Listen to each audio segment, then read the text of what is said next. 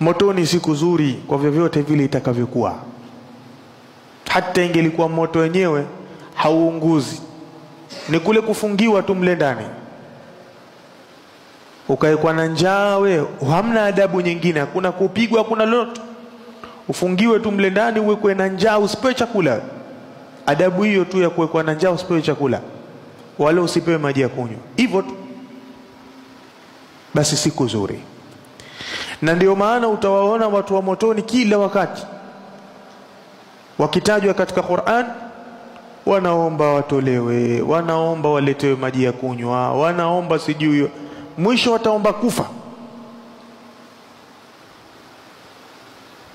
Mwisho wataomba kufa, kwamba bora tufilie mbali, haya mambo yaishi. Lakini hakuna maji ya kunywa, labda maji ya moto na usaha. Hakuna chakula, labda zaqum. Na hakuna kufa, ni adhabu kuendelea, adhaban fawqa al-adhab. والذين كفروا لهم نار جهنم لا يقضى عليهم فيموتوا.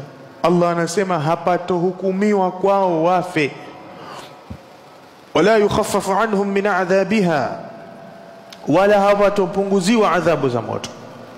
Kadhalika najzi kulla kafur.